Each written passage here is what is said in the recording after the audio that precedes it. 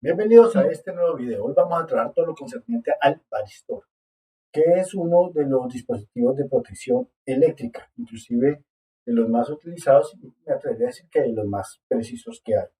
Bienvenidos, mi nombre es Leider Gaitán, profesor de electricidad y electrónica. El varistor es un dispositivo eléctrico u electrónico, dependiendo del voltaje que se utilice, que varía la resistencia de acuerdo a la corriente que le está llegando. También si se está subiendo la tensión, él también va a variar su resistencia interna. También es conocido como VDR. Y de las últimas tecnologías tenemos el capacitor, el MOP, que está compuesto o está hecho, o uno de sus componentes es el óxido de zinc. Ahora vamos a hablar de la simbología. Entonces, el varistor tiene los siguientes símbolos. Entonces, vamos a mirarlo, tiene pues este recuadro que ustedes ven ahí, significa que es el elemento, tiene dos terminales, porque él se conecta en paralelo, por ende, pues va a necesitar los dos terminales, uno que está aquí y el otro que está allá en los extremos. Esta línea diagonal que ustedes pueden ver allá, esa línea diagonal que acabó de aparecer, quiere decir que uno de los componentes que tiene este varistor es variable, que va a variar en función de algo. Para el varistor, entonces, la resistencia va a variar en función del voltaje. Y cuando aparecen estas dos líneas paralelas al símbolo, quiere decir que él tiene un comportamiento como semiconductor, que él es un aislante y cuando se le cambian sus condiciones pasa a ser conductor. Entonces aquí tenemos uno de los símbolos. Otro de los símbolos que podemos tener aquí es el de la resistencia, el de una resistencia, ¿cierto? El símbolo de un resistor, porque él es prácticamente una resistencia variable.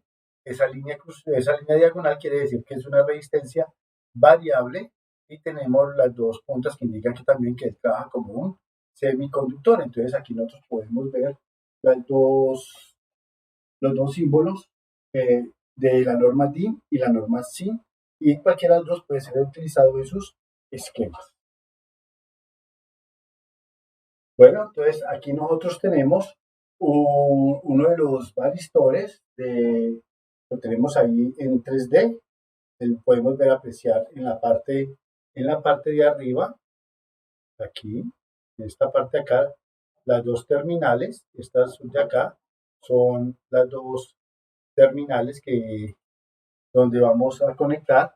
Estas imágenes son gracias a la empresa Procap, que son expertos en hacer este tipo de imágenes en 3D. Entonces yo aquí tengo una punta y aquí tengo la otra terminal, que son los que me van a conectar el circuito. Esta parte de aquí azul que tenemos acá, entonces es donde que va a cubrir, es la que cubre, es un material aislante, y en la parte interna entonces nosotros podemos ver lo que es el elemento. Estos son de los más comunes que podemos nosotros tener y, más utilizados, inclusive vienen de este colorcito azul, como lo podemos apreciar acá. Gracias a la empresa GrowCap, vuelvo y repito, cortesía de GrowCap, que me hacen este tipo de imágenes y nos permite con facilidad explicarle al usuario qué es lo que queremos expresar, decir. Bueno, gracias a la empresa GTV, entonces nosotros podemos tener aquí y apreciar otro tipo, el varistor, cómo es que trabaja. Aquí arriba, en la parte de arriba, nosotros tenemos dos caimanes, como lo podemos apreciar allá. A la vez hay un caimán y a este lado está el otro caimán, donde vamos a conectar los dos puntos que me van a proporcionar el voltaje. La corriente va a pasar desde este capacitor que está aquí, desde desde este terminal del varistor, pasa por el varistor y sigue su camino. Entonces vamos a mirar qué pasa con este señor. Espere que aquí me entró. Bueno, entonces vamos a mirar aquí cómo es que se comporta el varistor. Entonces nótese acá que él comienza a quemarse, ahí podemos ver cómo se quema, va saliendo una burbuja de aire, el dióxido de zinc comienza a interactuar hasta que él se quema. Mira, ahí podemos ver que ya está fogoneado y quemado. Entonces aquí podemos nosotros apreciar que este señor aquí ya está fogoneado y quemado. ¿Qué pasa? Él cuando se quema, él abre el circuito interrumpiendo lo que es la corriente. Él va en paralelo. Él siempre irá acompañado de un fusible para que se pueda interrumpir todo lo que es todo un circuito. Más adelante les explico. Dentro de las estructuras de lo que está construido el varistor, entonces tenemos este que está aquí, que es el óxido de zinc, que es muy utilizado últimamente para realizar la fabricación de estos varistores. El óxido de zinc en estos momentos tiene grandes propiedades eléctricas y sobre todo en el mundo de la electrónica, porque trabaja lo que es la microelectrónica y lo que es la parte de la óptica para transmisión. Te digo que es uno de los grandes descubrimientos que han hecho eh, en el estudio de la electrónica.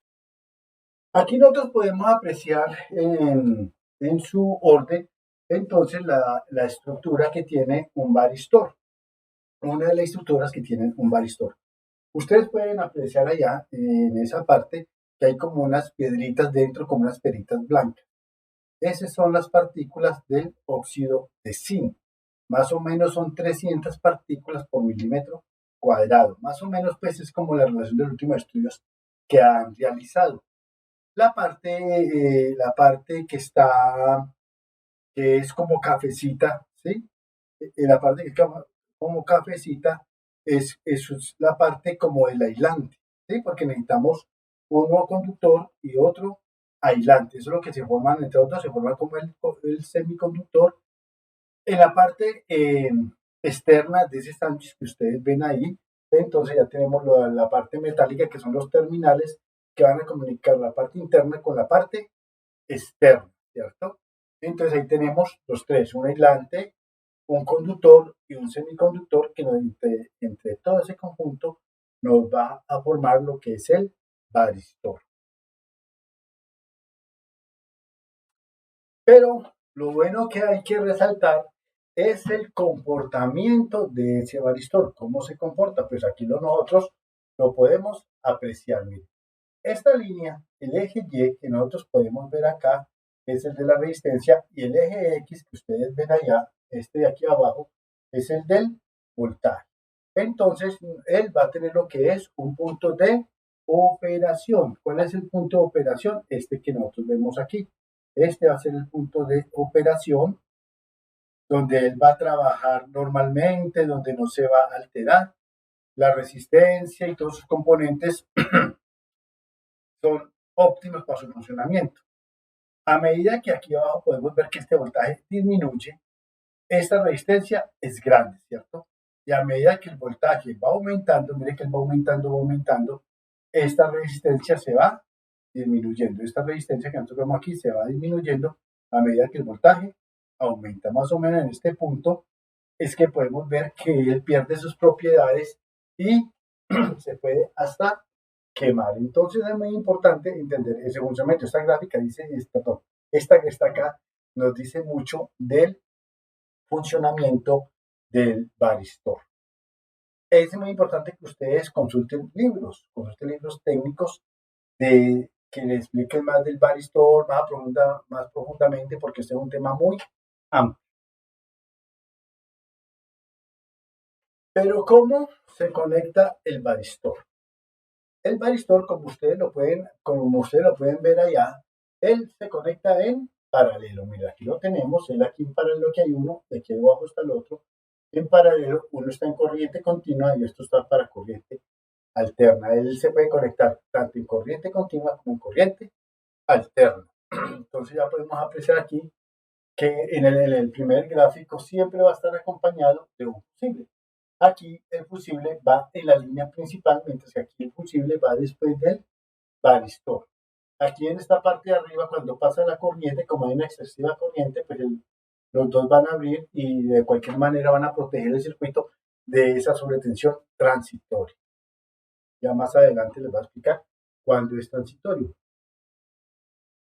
Bueno, ¿qué tenemos aquí? Aquí lo que tenemos nosotros es como una gráfica de todas las sobretensiones o subtensiones que podemos obtener. En esta parte de aquí arriba, como podemos apreciar, están las primeras ondas donde la tensión es normal. Pero a medida que va siguiendo, mire que esa onda que está grande se disminuyó. Se disminuyó. Cuando ya se disminuye, digamos que tenemos 120 voltios y pasa a 90 voltios, 108 voltios, estamos hablando de una subtensión, ¿cierto? Siguiendo la gráfica para este lado, aquí podemos apreciar que hay una línea que sube abruptamente. Ese es un pico de corriente que se da, por ejemplo, en el momento que carga una nevera que está conectada al mismo circuito, se enciende un motor o cualquier otro elemento magnético, más que todo. Entonces encontramos esos picos en el funcionamiento de la energía. Siguiendo con ese orden de ideas, aquí en todo encima de mí, ustedes van a ver que la onda creció mucho, tanto hacia arriba como hacia abajo. Se llaman sobretensiones. Por lo general, teóricamente en una casa residencial, por ejemplo, por dar el ejemplo, deben de haber 120 voltios, un valor de 120 voltios, pero digamos que subió a 130, 140, 150, entonces pues se llama sobretensión por encima de tensión. Ya siguiendo con nuestro recorrido, pues aquí podemos tener aquí arriba en la onda, vemos una línea, quiere decir que hay interrupción. Se fue la energía, hubo un apagón, entonces ahí no hay voltaje.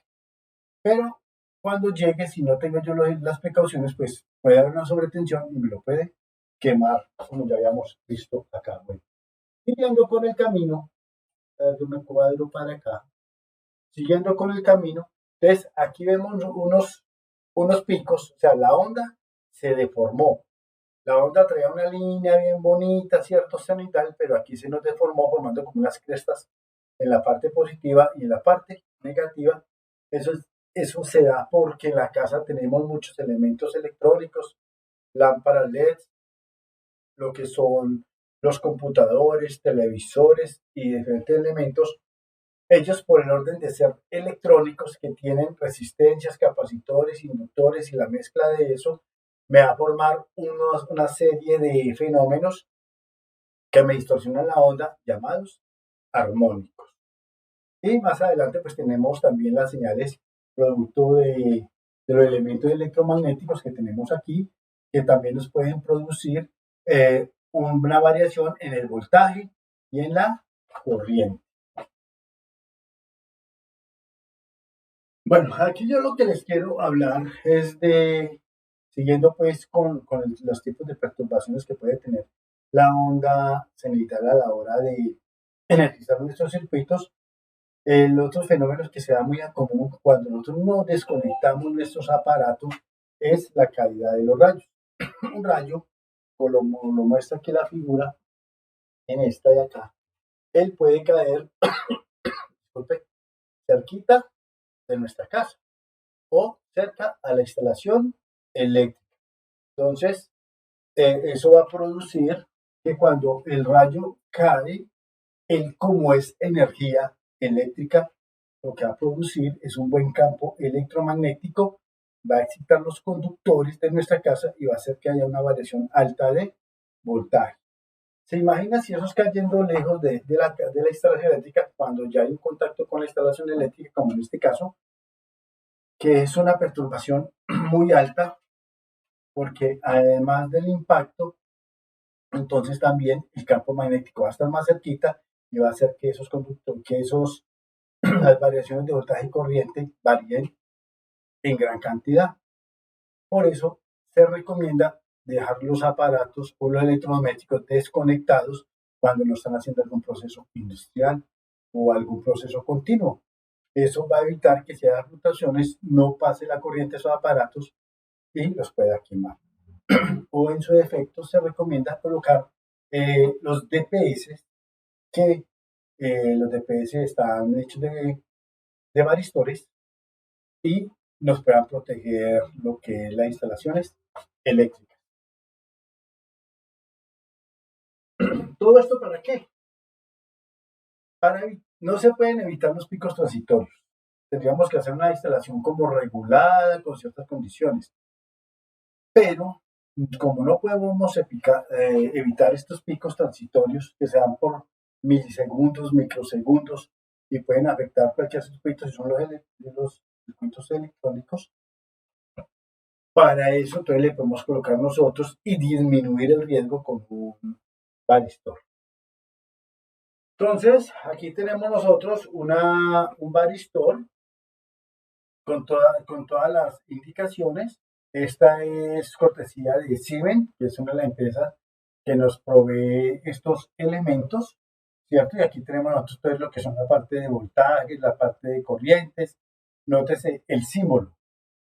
Muchas veces nosotros nos encontramos con estos señores y no sabemos qué tipo de elemento es. En cambio, como aquí está el símbolo, entonces yo me puedo dar en cuenta si voy a utilizar el elemento pertinente. Entonces, dentro de las nomenclaturas tenemos, digamos que esta es una nomenclatura de un varistor cualquiera, uno que cogí como ejemplo, y entonces tenemos de su izquierda a derecha, mirando la pantalla, la B. Esa B quiere decir que es un varistor tipo MOV, o sea, que está hecho de óxido de zinc.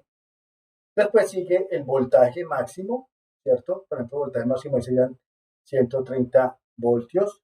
Después sigue la serie LA, después la corriente y el tipo.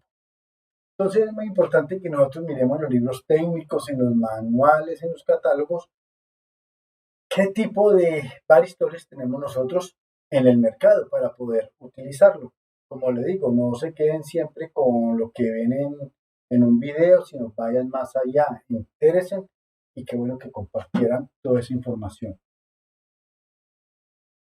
Aquí lo que podemos apreciar es un varistor que ya está prácticamente fuera de uso, pues está reventado, está dañado, ¿cierto? Por su funcionamiento.